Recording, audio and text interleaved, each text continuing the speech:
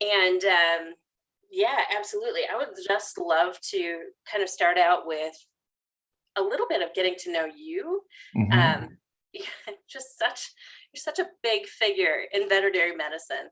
And I think, Eden, you mouthed that so fast. Hi, I was Eden. eating and I didn't want you guys to have to watch me. I was like, let me just uh, mute this and turn it off and let's just shovel. Let's pretend I'm at work. well, we do that a lot. We have just a ton of Zoom meetings for my day job, and it's all like, okay, do I turn on my camera and be polite, or do I turn off my camera to be polite and eat? I don't know, because there's no space in between. There isn't. Well, and so Dr. Becker, I was just saying that you're such a huge figure in veterinary medicine. I would really love to hear just a little backstory, and if you could tell us a little bit about how you got where you got, and yeah, You know, rock and roll. I was born and raised in southern Idaho. So you think of potatoes, that's it, Idaho potato country. And back then, I think the family broke the back of that farm, a small farm, 160 acres, to put four kids through college. So I have a sister that's a physician, a brother that's an attorney. Boo.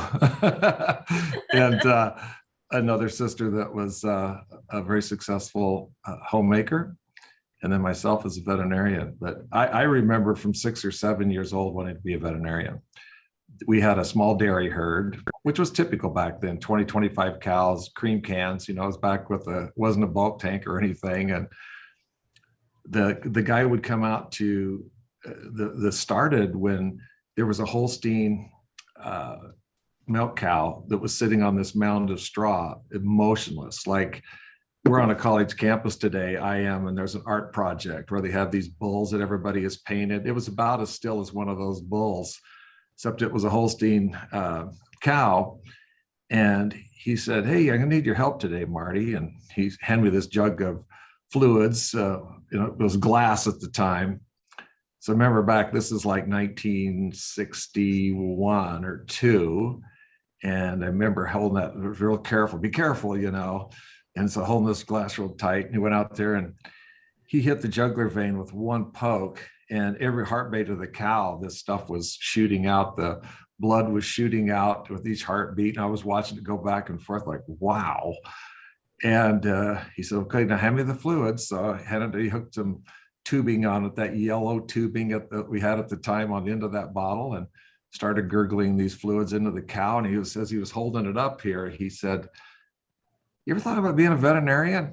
And I said, "No." And he goes, "You ought to think about it. I hear you do good in school and you have a good way with animals." And after a while, that cow staggered to its feet like me at college after a fraternity party, and went running off. And the old needle come flying out of that cow, come ricochet flying back. And now once you get a little older, you realize the cow had milk fever.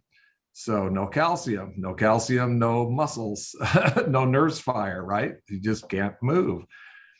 Because that last end of the pregnancy, of course, the mother cow builds the skeleton and also does all that milk. And so then we went out, and there was these Holstein steers in spring clover. They got through the fence, ate their bellies full, and clover in the springtime with dew, they all bloated. And it looked like preparations for the Macy's Day Parade on the west side of Central Park. They were all out there, all blown up out in this field and couldn't move. And one by one, we went out there, and he used this trocar to deflate their rumen so they could breathe. And about the third cow, he said, "Hey, you want to see something cool?" And he had this whistle that they used in practice, because back there's no cell phones, there's no Motorola walkie-talkies. They sometimes, if they're on a ranch, they communicate via whistles. Mm-hmm. And so he said, "Hey, take this whistle and hold it above this cow." So the air, that fetid gas, was coming off the cow, and I was holding the whistle about a foot above the cow, and it was blowing the whistle. I thought, oh shit, I love this stuff, So, and then he gelded a horse, and then we had a little puppy that got into a stick and it lodged in its esophagus. And he did surgery. That'd be a hard surgery today. And he took it home and kept it in his furnace room to keep it warm at night so he could check on it. So, fallen cow gets up, standing horse falls down. Just this things that he could give, and like, oh my God, I got to do this. So that started it.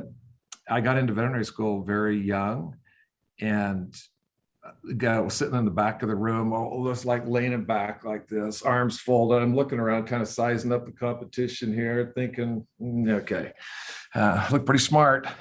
You know how that goes. You go to, if you're pretty good in high school, you go to college, and that's not bad. Then you go to professional school. It's like, wow, these people are really smart here.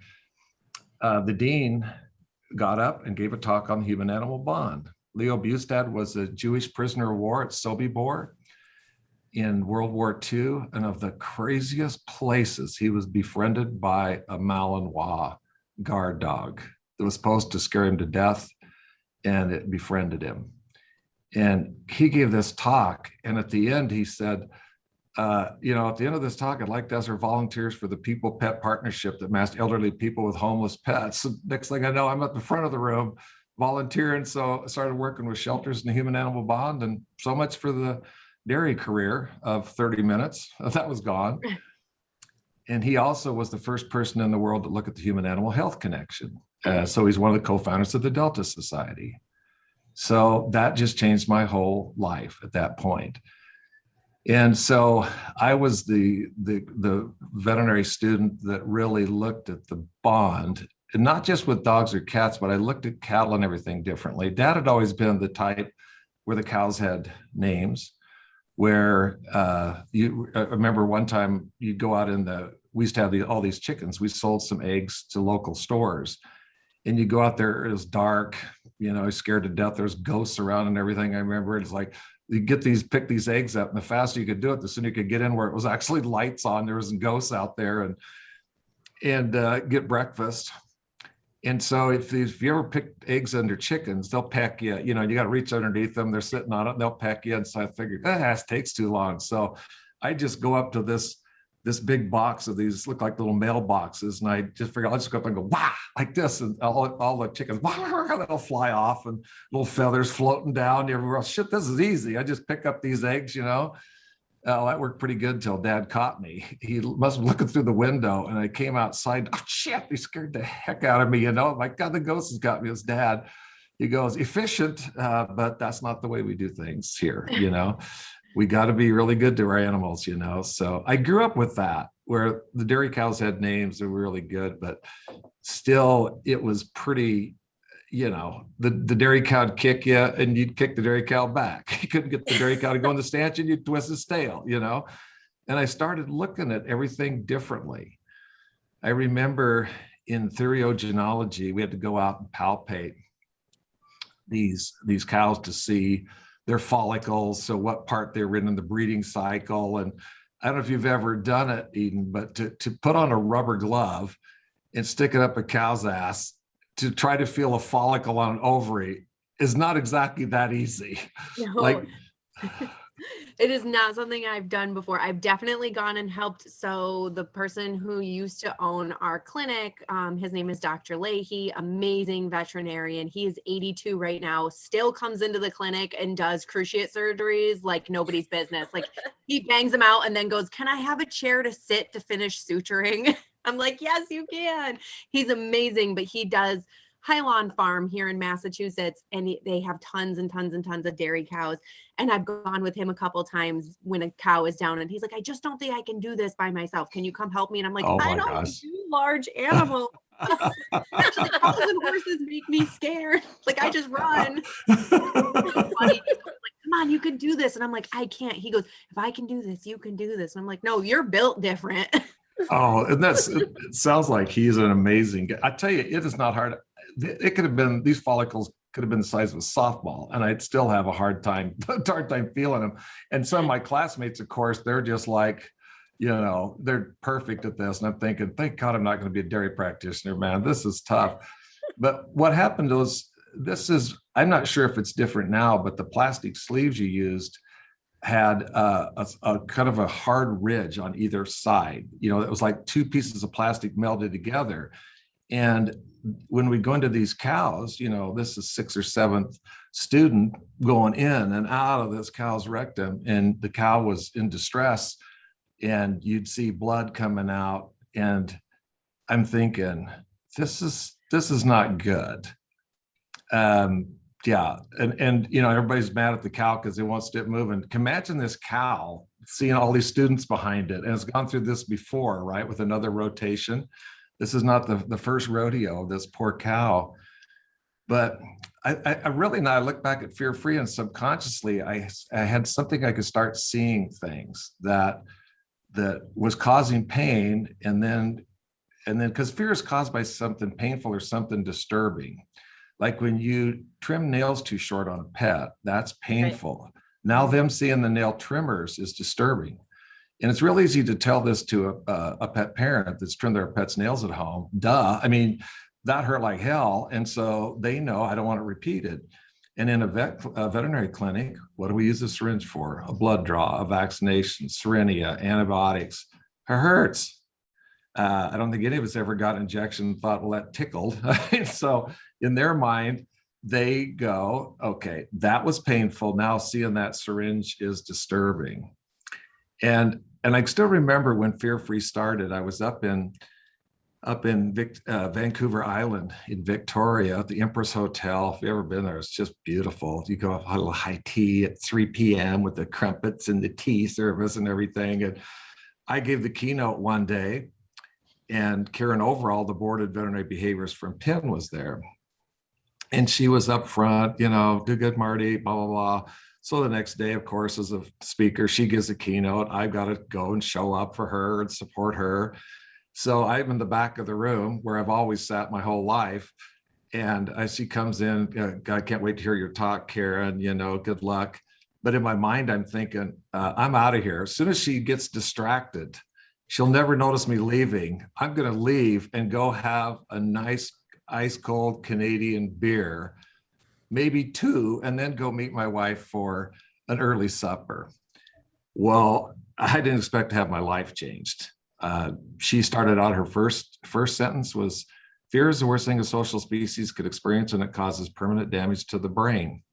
Her second sentence, those of us in veterinary medicine are causing repeat severe psychological damage to pets by what we are doing or not doing. Her third sentence, behavior produces a physiologic response, so behavior is medicine. Her fourth sentence, fear is caused by something painful or something disturbing. So let me dissect these things out. And she went through it step by step. And the 2 things that got me, what caused me to, I completely changed everything in my life. I was making, this sounds crazy. This is late, 2009. This is going to floor you, Kelly. I was charging companies and stuff $25,000 a day to give talks or an appearance or act as a corporate spokesperson. Wow. And getting it. You know, I'd have 30, 40 things a year. I gave it all up, everything. Thought, okay, if people heard what I heard today, there's no way we practice the same way. And I was one of the people, some say one of the major people, to really popularize the human-animal bond, and not just make it popular, but the science behind it. You know, yeah, we all feel this bond, but what is it? And I wrote a book, and I've written 23 books. I wrote a book about the bond. But here's how the 2 things in her talk that really got me was, one, she went through the science of fear, anxiety, and stress. And of course, like all of us, I've seen it. I knew they were distressed, panting, shivering, shaking, yawning, salivating, hiding, jumping, biting, leaning away, 1,000-yard stare, furrowed brow, tucked tail. But she got to one of the dog laying on the floor in the exam room with its head between its paws, like sleeping. Well, I always thought that dog was really relaxed. I always thought, that dog's taking a nap. Wow, why can't they all do that? She says, well, this is the worst that they can possibly be. It's called collapsing immobility. And she went through describing something called the defense cascade. And so in the defense cascade, first is alert. So we hear a gunshot, we hear a scream. For a pet, it's probably the back of the back door of the exam room opening up. Oh God. So that's alert. Now fight or flight. And finally, you get cornered. You can't move, collapsing immobility. That's why people in World War II, I always wondered, why do you stand by a trench of dead people and allow yourself to be executed? I don't have to make a run for it, right? At least got a chance. You can't move.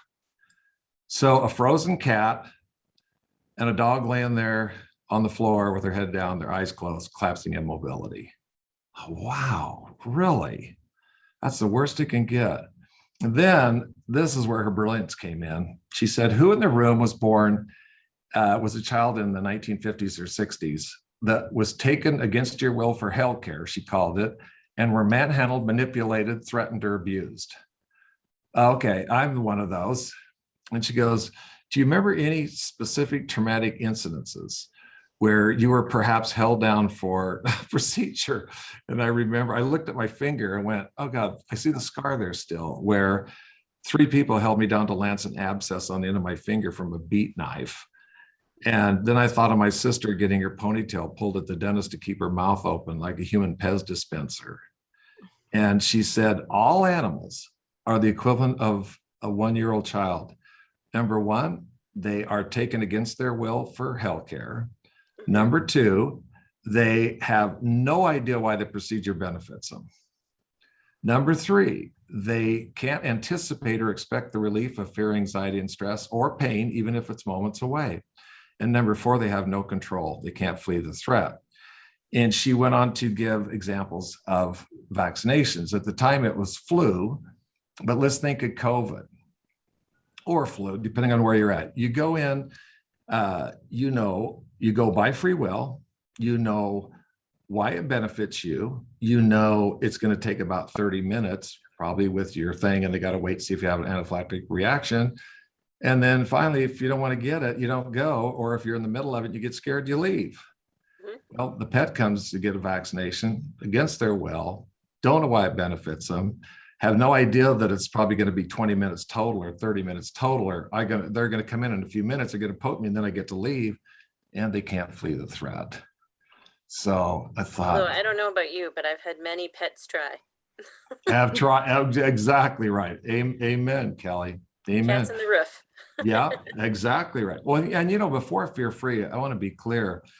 I'm no Temple Grandin. Hell, I've got no special gift that I get to manifest itself in this part of my life. Like, I've always had it. Oh, hell no. I was stretching cats out into 2 zip codes and have been on rugby scrums, holding down a thing. By God, we'll get the nails trimmed. We may damn near kill it, but that's so what that it pisses and poops and anal glands expressed and salivating and sweating. We're sweating all over it, but how can we get it done? So I don't know about you, but I've absolutely been part of a situation where we've seen that pet get so stressed to the point where unfortunately we had a complete pass out on a little Bichon.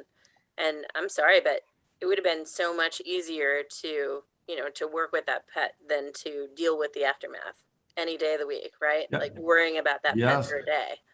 Yeah, can you imagine being taken back to a place where you think you're going to die all the time? And that's what happens to pets in the vast majority of practices.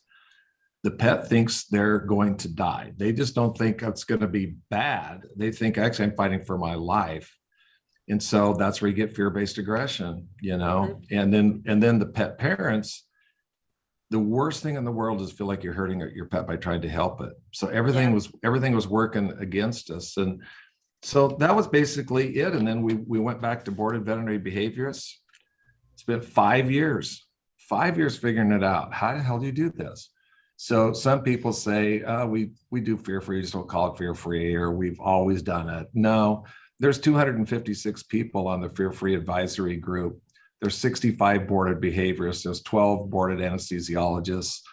Our secret weapon is Temple Grandin, who we just took into a veterinary practice last November, almost a year ago. And wait till you see Fear Free 2.0 based on what she has seen in companion animal practices.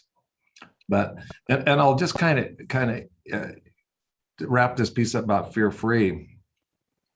I did it just because it was the right thing to do. You take an oath to prevent or relieve animal pain and suffering. And I thought, hell, we're causing it by what we're doing or not doing.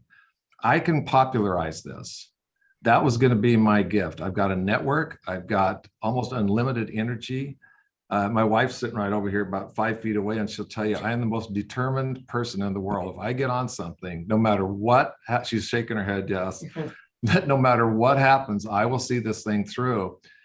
And had zero idea of making it a business, zero. But once you get to looking at how you do it, well, you've got to create an online education system. It's the only way you can scale it.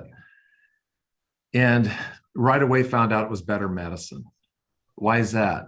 The vital signs are more normal, for God's sakes. Maybe if they have a increased temperature, it's actually, they're sick. They got an infection.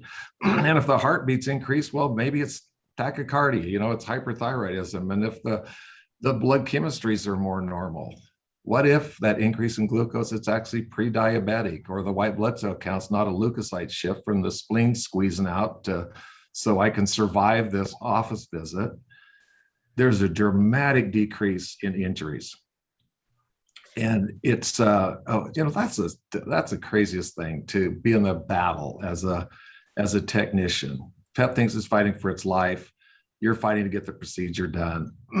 It's easier to attract and retain people. 24 of the 33 veterinary schools now require fear-free certification of all students before graduation. Amazing. And the Association of Vet Tech Educators is working towards making fear-free mandatory of all vet tech students. The great thing is it's complementary to all veterinary and tech students and faculty and staff. So every veterinary school, all 256 AVMA accredited tech schools, is complimentary.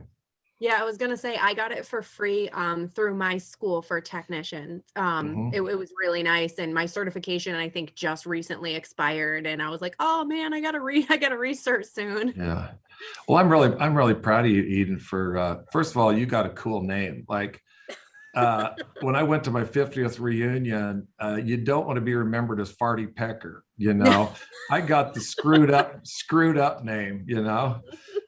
But I want to, Kelly, since you asked, I'll tell you how funny life is. My wife and I are just talking on the way down about coincidences that it seems so unreal. It doesn't even seem possible, because we happened to go by we both went to school at University of Idaho, and we were going by where she used to live and I used to live, and then where we lived in our little trailer, and talk about these different coincidences. But because of that talk by the dean on the human animal bond, when Chicken Soup for the Soul books came out and they were looking at, okay, what kind of book should we do? They thought about pets. Well, who should write the pet book? People knew I was like the Pied Piper, the human animal bond. So that led to the Chicken Soup for the Soul book. That book came out, and I was able to get on Good Morning America in New York to promote the book. The previous veterinarian, that was the regular veterinarian, had died, and they were looking for somebody else. And so I didn't do so poorly that I didn't get asked back. So I was on there 17 years.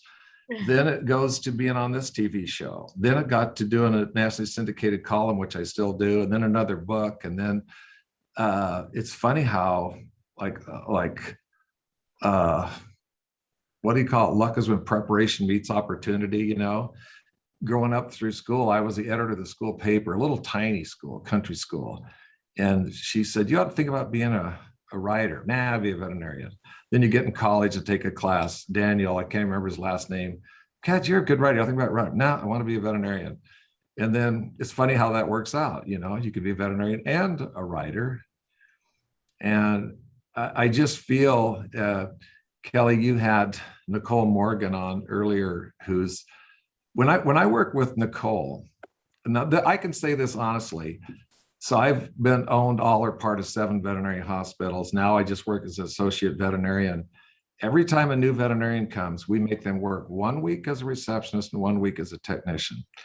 And I don't care if you've even worked as a technician before. I want you to see what it's like to work in their shoes. Mm-hmm. So it's all different when you work with a reception desk and you figure out what it's actually like up there. So we tell those people up front, it's for your benefit, and it really is to walk a mile in their shoes.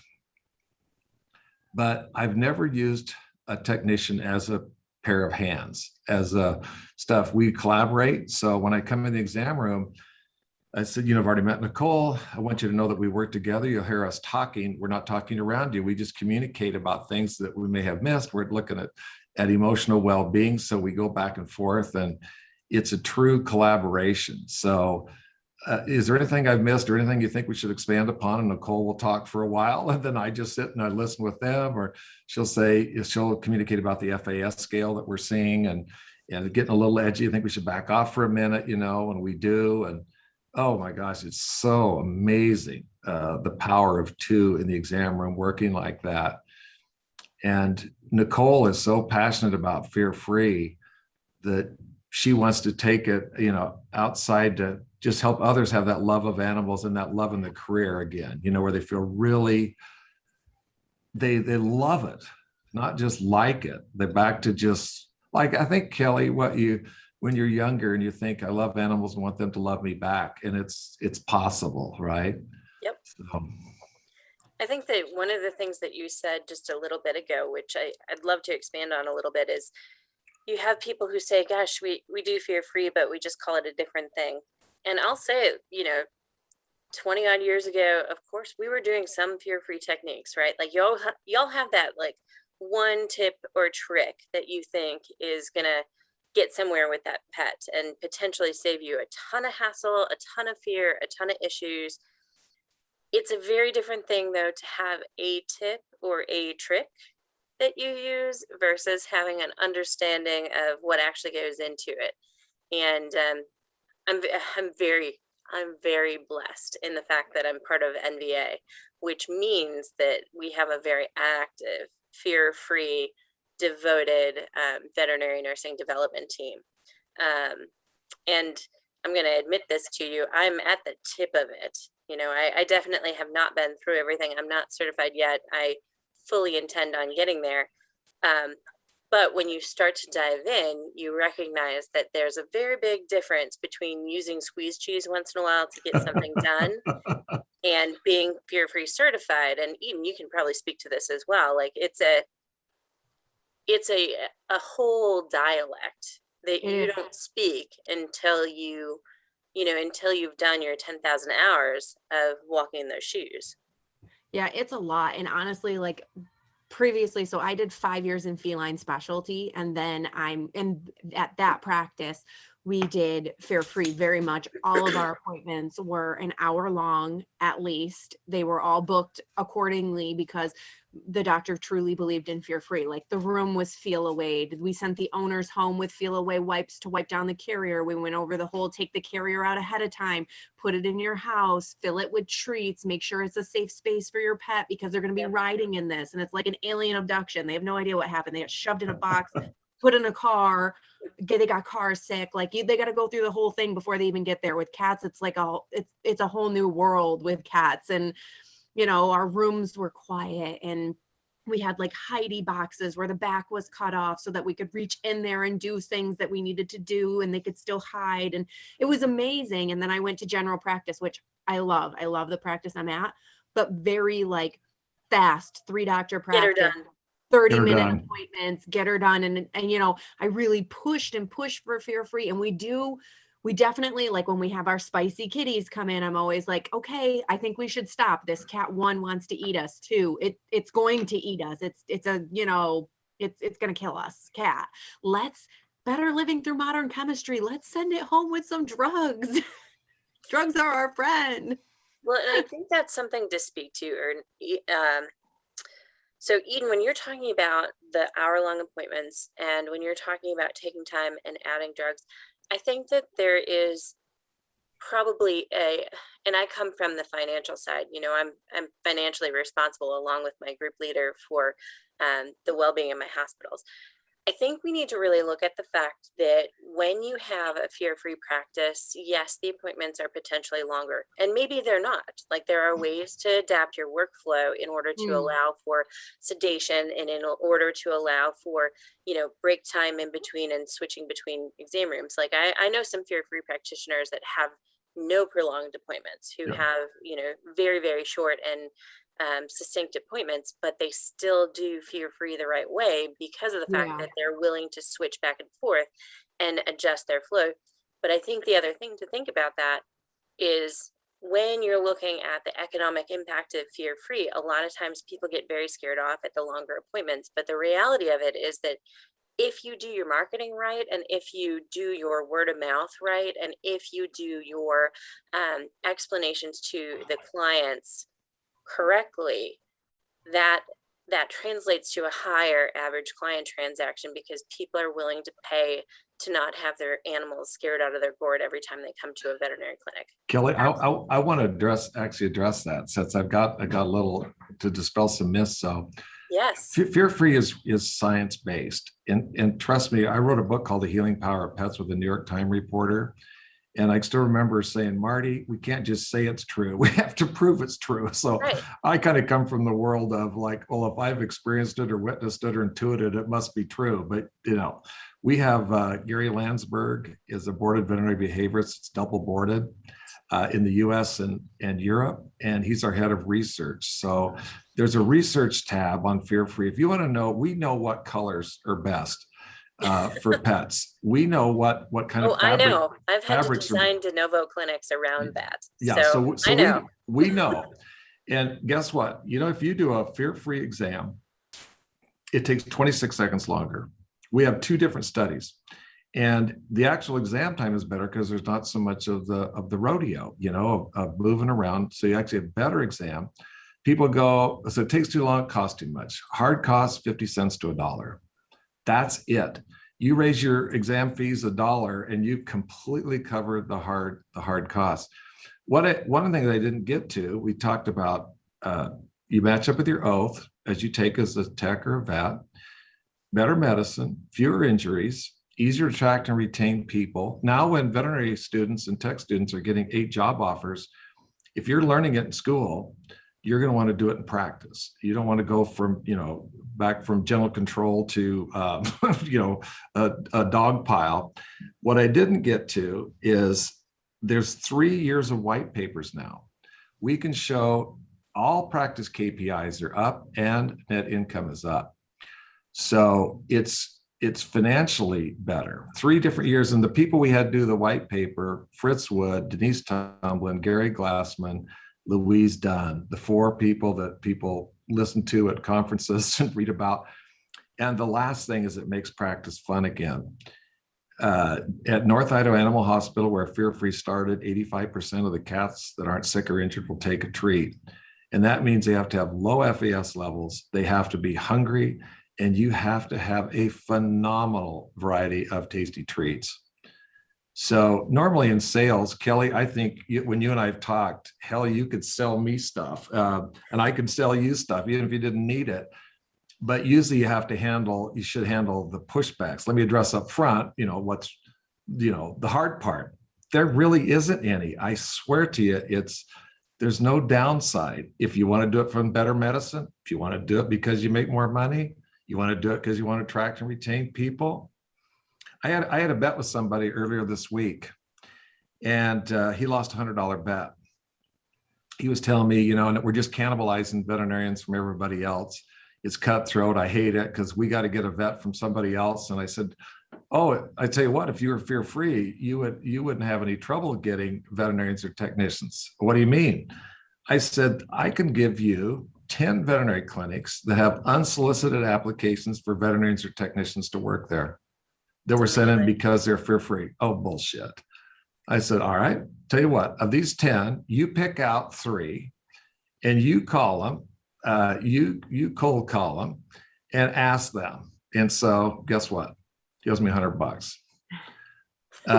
North Shore Animal Hospital in Duluth, Minnesota, 7 unsolicited applications in the last couple of months, people who work there.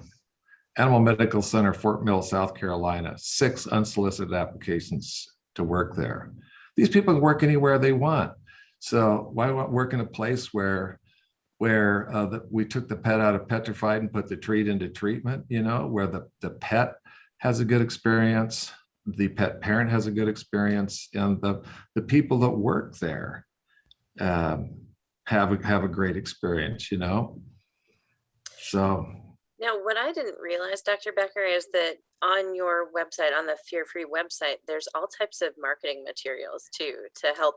Oh, the toolbox. Yeah, I'm glad you mentioned that. I did some trolling around there the other Oh, day. it's amazing. There are, so you can become Fear Free Elite certified. So you can go through level 1, by the way. We wanted to make it easy enough that anybody could pass it, because not everybody's like Eden. You know, somebody was working, you know, some other job, and they all of a sudden they're working at a vet hospital. We could have made it impossible to pass. Yeah. But so somebody was like, oh, I already knew that. Okay. You probably didn't, because the one whole thing is on sedation protocols. You know, we have the best stuff on sedation protocols on the planet. There's level 2, level 3, and they become to Fear Free Elite. The other levels are like about handling the most difficult patients. There's an additional over 100 hours of race-proof CE. We have the best stuff on the planet on nail trims, for example. We have the best stuff on the planet on how to clean ears. We have the best stuff on the planet on other things, like really, really good stuff on how do you actually do a fear-free nail trim? How do you actually clean ears out and do these different things? And then there's a toolbox that has anything that you could possibly imagine, any form, anything you want is probably in there. And the Fear Free Facebook community is extremely active. So somebody gets on there, hey, we've got this dog, he's got this, and blah, blah, blah. And what do you think? And the answers just come pouring in. Hey, by the way, Eden, I want to say one thing to you. I have no idea where you practice. You said something about Massachusetts or something, but the way you communicate when you were talking a minute ago, I think you have too much to offer to be stuck in one exam room or one clinic. You ought to really, I'm serious, you ought to think about maybe a bigger world. Like if there's things, when I'm thinking about Nicole, who I work with, she just so wants to help animals, because we're in 63 countries now. We're fully in Spanish. It's just exploded. And also to help people that are technicians to just love what they do and have a long, successful career. I'm telling you, I see something in you, and you can, it's drmjb@fearfreepets.com, or Kelly can connect us together. But I think you can, there's probably financial success and emotional wealth beyond what you're thinking right now. Well, thank you. I appreciate One of the things that we've looked at doing too at Vet Tech Life is there's actually something called the Speaker Podium Corner, where we're adding different veterinary speakers, especially technician speakers, who potentially want to expand into the role of speaking and doing some of the bigger roles like that. And we offer a speaker course along with it if you haven't been paid to speak before, at a truly significantly discounted rate, in order to make sure that different conferences are being connected to new speakers and new speakers are given a voice. And Eden, I don't know if you've done it before, but same offer goes here. I can tell you, you've got something there. You do. I've not done it before. I am the technician that hides in the back. I'm the one who does all of our anesthesia and surgeries. I am amazing. Do you know how many times I've heard that? Do you know? And I was scared too. You'll find out, and sometimes you want to do it. You feel better doing it virtually than in front of a group, which is possible too. But yeah. let me just give you an idea. Like in Fear Free, we have people that do Q&As, a 50-minute Q&A, $250. If you give an online talk to any group, it's negotiable. It's $500 to $1,000 for an hour, and it can be pretty lucrative. You'll be surprised. I'm telling you, you've got something. You may surprise yourself, but a good teacher or somebody like Kelly, they often see things in you don't see in yourself, and they encourage you. You've really got something, Eden. You need to sit on that for the weekend, but don't be confined in the back of one damn hospital. No, I know. And that's why I left feline specialty. You know, I did it for 5 years and I was like, I love this and I love Fear Free and I love what I do, but I feel like I'm maxed out with where I'm at. And, you know, the clinic that is 5 miles from my home is offering me more money because my boss now really wanted me at the time and had confronted me. And she's like, you know, I'll pay you more. I'll give you whatever hours you want. She's like, I know you're interested in wildlife. She goes, I am Massachusetts Wildlife Rehabber of the Year, 3 years running. She goes, I know how you feel about avians. She goes, we will bring every bird into this building that you want. She's like, whatever you want, just, I want you to come here. And that's how you do it, folks. That's how Yeah. you recruit. Nobody's busy. good Nobody's technicians. busier than Kelly. I'll tell you that. As I got to know everything, I'm like, how do you do this, Kelly? I mean, I don't think anybody knows how hard Kelly works on behalf of animals. I would say pets, people in the profession, but and a small business owner, entrepreneurial. I mean, Kelly, you're amazing. And I'm not just on here to butter Dr. Becker, everybody up coming from either. you. You're the busiest person I know. Yeah, I was gonna say, just being in a live chat with you is amazing. With both of you, this is really cool. I don't know about you, Eden, but are you having like the star-crossed thing going on? Like, Yep. Isn't that neat when some of these things are like, some would say serendipity, some would say providence, but I've had things that happen along the way that just change your life, you know. And I think for you, Eden, I have a feeling this might be one of those, you know, where you can think, you know, I could be financially successful and emotionally wealthy. Like we helped some technicians. We were doing Fear Free symposia, and because of the money they made, they were able to buy houses. It was pretty amazing out there that speaking and consulting has definitely allowed me to move into the vacation rental world. And I don't think that I could have gotten there by being a technician alone. So absolutely. Yeah, I definitely will take it into consideration. I would definitely need some more information on it because currently I only work Monday, Tuesday, Wednesdays at the clinic that I'm at. And then I have Thursday, Fridays off, Saturday, Sundays off, unless we have a big surgery come in, because right now I'm the only surgery tech we have. So I will go in on call and just do a surgery and then go. Well, you know what else we do? We're going to do Fear Free certification. You know, we certify practices, kind of like AHA. Yep. And there's a bunch of them coming up. And then also we're going to start certifying shelters. But it used to require an on-site visit, but we're shifting to all virtual in the future. But you can do those. We're going to have veterinary technicians do it, but it works out $100 to $125 an hour. And I don't think you're going to get that in practice, you know. And so, and it's fun. You can do it. You can do it on your own time. You can do it from home. You do it in the evening or weekends or whatever. But I love to be able to offer some of these people other opportunities to, you know, some of that can be pretty significant. No, that's huge. Yeah. I think the nice thing about it is when you do something like that too, you can couple it with your working day practice. So. Yes.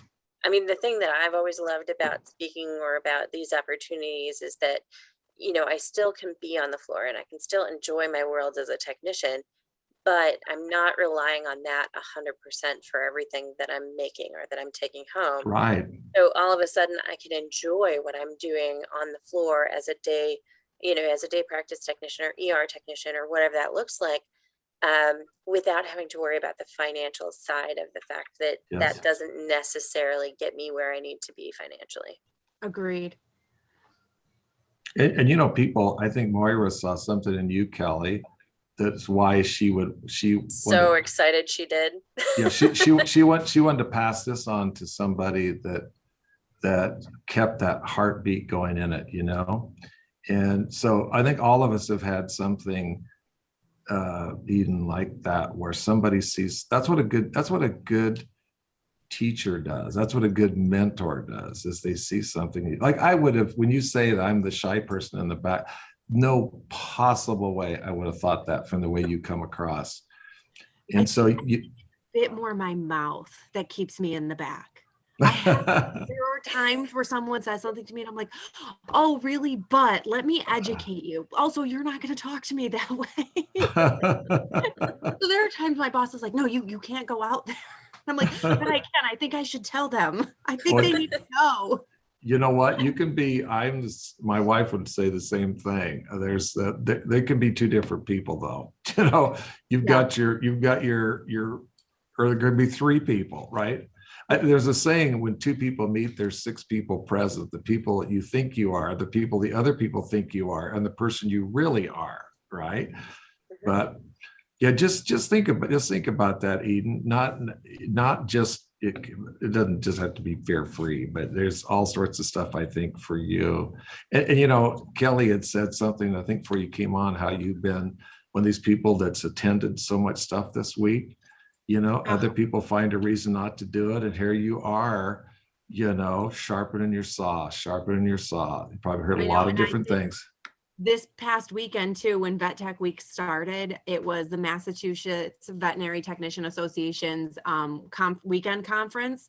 And this is the second year that we haven't been able to do it in person. So we had to do it virtually. So I think I did like 9 or 12 hours of CE that weekend. And then I joined in with you, Kelly, that night. And I was just like, oh my God.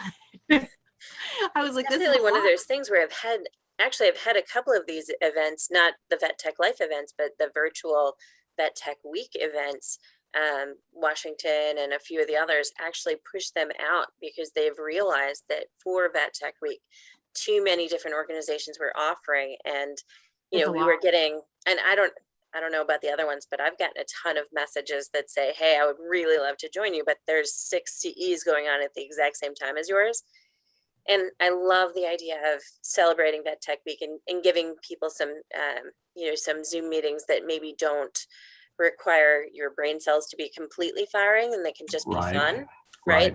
But I also recognize that people are just soaking up the CE as much as they possibly can because there's such good opportunities out there. And so I think that we're going to make a real firm commitment to try and do these a little bit more often than just Vet Tech Week, especially as I'm stepping into more of a super big shoes as Vet Tech Life. And so we'll try and spread these out a little bit more and do some more really fun get-togethers, potentially when there's not 17 of them going on at the same time. Yeah, no, that'll definitely be nice. I really enjoyed this week. You know, it got me out there, it got me moving. I took my dog Duck for a 5K. He actually just dragged me. I don't think I really participated. I just and I kept looking at my phone. I'm like, are we done yet? I was like, no, we're not done yet. 1 more mile. Oh, that's so. And he's looking at me like, we can keep going, Mom. We can do this. That's a different name. How'd you come up with that name? So my husband and I both had dogs, and my son was set that he was like, Mommy, you have Cabela and Daddy has Ruby and I don't have anybody. So he convinced us almost 3 years ago that he needed a puppy. So we went and we rescued him a puppy that came from down south. That was found in a car, and the puppy's name was Axel, and my son was 3. And if you've ever heard a 3-year-old pronounce something, it was not coming out as Axel, it was coming out as an inappropriate. So we were like, okay, his name cannot be Axel anymore. So just envision Child Protective Services gathering at your door. Mm-hmm. Yeah. So we told him he could choose the name of his puppy, and he's like, he's yellow. He's a duck. And I'm like, oh, okay. That is cute. And it just stayed, and he was supposed to not be any bigger than 30 pounds. And when we showed up to pick him up, I looked at his paws and instantly knew he was going to be massive. He is a good 85 pounds. But that's what you get with rescue, and the mixed breeds are the best. They are. Yeah. They are. You did well. Yeah, that's funny, that story. That's one of the things I always do is ask in the exam room, is ask the genesis of a pet's name. And especially with somebody new, and there's always a story. And then you remember it because it's told in a story. Like I've never heard that story ever. Yeah. On all these years, that's a great story. But most people would just let that pass on, right? You just write duck down. You never ask the genesis. So it just takes so long. It's a short time, Yeah, beautifully. Well, listen, is there anything, Eden, any questions you have of me or Kelly, anything you can think of? I don't know. I don't really think so. I guess my only thing is I am not licensed as a technician. I finished up schooling. I am in the process of getting licensed. I don't know if either of those you guys both mentioned, me looking into Fear Free and maybe doing some stuff in you. I just don't know if that matters. Massachusetts is not a licensed state at this point in time. They are pushing for it, which I think they should be. And I do take my national exam in December. I've a rough time studying. I've had a lot of, medical issues going on. So I have no idea if I'm going to pass. I think I'm just super nervous, but I've had one heck of it to go the last. You know what? I'd almost guarantee you're going to pass. Like I don't know And if I it was think the I'm just marijuana. paranoid, but I'm definitely nervous. But I know I can take it again if I need to. Hey, I was in veterinary school in the 70s, and I'm here on the campus of Washington State University today. Like veterinary school is like 300 yards over that away. But I definitely inhaled, let me tell you. I mean, back in the 70s, you had to smoke like a hay bale worth of dope to get high. It's not like today, But a lot of my classmates were so worried about the boards, and I was like, oh hell, we'll pass, and we did. But I'm not saying that's a normal way to do it, but I tell you, like your amount of CE you're talking about, you're taking, you're going to pass. And that's what my boss keeps telling me. She's like, you're going to be fine. She goes, you've been doing this long enough. You'll be fine. And I'm like, you don't understand. I have test anxiety. I'm going to get in there and I'm just going to watch the clock tick down. No. And the thing you'll find out too, like with Fear Free, or Kelly will tell you about other things too. You're not just mouthing things. You will contribute. You'll find stuff that you find out that works, that contributes to the shared knowledge. Like I have learned so much from other people through. I mean, I was there I was in the room when I had that, it ignited, and then it just burst forth in these wildfires of purpose, passion, and plan. But it just keeps innovating, and people come up with different techniques. It's like, damn, that works really, really well. Like I give you one example before we go. I'm in a veterinary clinic in November of 2020 with Temple Grandin. And she'd never been in the back of a veterinary hospital ever. She hadn't been inside a companion animal practice in 20 years, didn't have a pet. So here I am with the famed Temple Grandin in a companion animal practice, hitchhiking on her senses. We go in this exam room, and the dog was having a really good experience, and then until it didn't. And somebody kicked a door shut, and you hear it through the wall, and kind of find out a dog was getting out and the cage was open. So they kicked it shut. And something triggered something, because we don't know whatever happened to that dog's past life, but it went from FAS 2 to FAS 5 like that fast. Mm-hmm. And she explained in that instant, dogs take they take a snapshot of what happened right at that instant. Okay, it's in the amygdala, and they take color patches, like, okay, these cabinets are this color, and these walls this color, and there's this window. Okay, I take a snapshot of danger. And she goes, I'd really recommend you put in this pet's record that it doesn't be seen in this exam room again. Goes to a different room. And Heather Lewis, who has Animal Arts, and I are looking at each other going, all the exam rooms look the same. And and then we were told her, well, what if they all look the same? She goes, well, why would they look the same? You should have them different in case pet has a bad experience in one room. And we went, you're right. You're right. Right. Yeah. I mean, like, duh. And so now when Animal Arts, which is the 40 some full-time architects just working on veterinary practices and shelters, you won't see practice in the future having all the exam rooms look the same. We were in treatment area, and I says, what are you feeling in here? She goes, a lot of noise, a lot of different things of light. And coming out of her experiences there, two things happened. One is they're developing soundtracks of the ambient noise in a practice, and it can be individual to a practice that you just record it. And then as part of new pet parents, and we're talking millennials here, you can't target my generation with this, but millennials, you'll actually give them a recording of the ambient noise that they play for their pet, so it becomes desensitized to that noise. So when it hears it, it's positive. Second thing is you know, if you've ever been in an ER, they draw curtains around your bed. And so because these pets were into treatment, usually there's in every hospital, a bank of treatment cages. And they're like the gladiators watching these pets being traumatized in their eyes to be induced, have their ears cleaned, to get a blood draw. So now there's just a curtain you draw across. You know, Eden, you talked about putting a box in there, you know, with the end cut out so they can get away. All that stuff's great. That is so rare. Most of them just got a spectator seating for pets watching other pets being traumatized. So now in that very practice, they just draw this big curtain across. Freaking brilliant. But that's what I see. I would bet if we check back in a few years, we'll see Eden contributing some stuff. I just know it, you know, and not just Eden, but Kelly.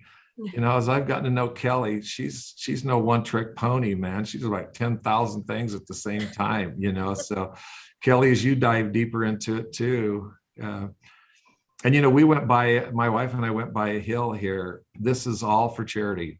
I live in a beautiful house, married to the love of my life. I live on a horse ranch in northern Idaho. I drive a 21-year-old pickup truck. The only reason I have something nice on day other than Carhartts, because I got to show my Washington State Cougar colors today for the football game. But it's hopefully with Fear Free, the goal is when it sells someday is to endow 12 to 15 chairs in behavior. And each endowed chair will be the emotional well-being of one species. So there'll be an endowed chair of the emotional well-being: canine, feline, bovine, porcine, all the ines, ovine, caprine, wildlife, research, zoos and aquariums, aquaculture, breeding. And by the way, you know, equine is done. And the two that want to do it next is either wildlife or dairy, believe it or not. But we get you know how wildlife is. Hell, they definitely think they're going to die. Oh, yeah. Yeah. So Dr. Becker, you must be so proud though of how the zoos have taken on to the Fear Free. Oh, yes. It's amazing to me how much they can get done with these species now. You know, cooperative care. Yeah. And so many species too, right? Yeah. It's like speaking veterinary versus human medicine in terms of just the breadth and depth. Isn't that crazy? Yeah, they do a better job of enrichment than people do in their homes. You know, it's just amazing what they've done with cooperative care. And it's once you see it and you're just like, duh. I mean, but you said earlier, Kelly, it's not easy cheese and pheromones. It's just not. I mean, that's a start. And gabapentin. Those are just tools in a huge toolkit. Yes. Yeah. And what's happening is increasingly this is becoming a consumer brand. You know, it was in 3 national magazines. It's been articles in the New York Times. It's going to become what AHA, I love AHA, but they were unable to brand something that was different. And there's training courses for groomers and trainers and people, pet sitters and dog walkers. You will see a whole ecosystem of a millennial again. That's your target audience. They will take they don't want to see their pet traumatized being groomed. They're going to take it to a fear-free groomer. And that groomer work with the veterinarian. The tough thing, Dr. Becker, too, is that, you know, coming from emergency and specialty where, you know, the rhetoric is it's just, you know, it's not applicable because these are first-time pets, blah, blah, which is BS, honest to God. Right. You know, that's one of the places that I would love to see it grow, because I feel like you're doing the most damage on a one-time basis at an ER. Kelly, I'm going to make you smile as we end this. Okay. VEG, the Veterinary Emergency Group. I can't remember how they're large. They're huge. Yeah. They're putting every single employee through Fear Free. Yeah. 100% of the employees. And, you know, Tony Johnson, the chief veterinary officer for VIN, who's an ER doctor, gave a talk 4 years ago at VMX called "Where Seconds Count and Painful Memories Last a Lifetime." And it's all about, you know, oh, we can't do it in the ER. Yes, you can. And you said it yourself, Kelly. It's just there's some things you're not going to be able to give a pre-visit pharmaceutical most likely to this pet, but we can do this, and this. And it's amazing now to see the commitment of VEG to see the benefit there. You know, everybody wins. The the pet wins, the pet parent wins, the It's really practice true. team wins. It truly is. So Kelly, thanks for giving me the opportunity. Eden, this is not the last. We'll connect here. Okay. Okay. And then Dr. anybody, Becker, thank you so much for joining thank us. you This so is going to be much. amazing. yeah, Kelly, anybody that I can always help, I'd love to. So blessings to everybody. Blessings to you too. Have fun Okay. at your football game.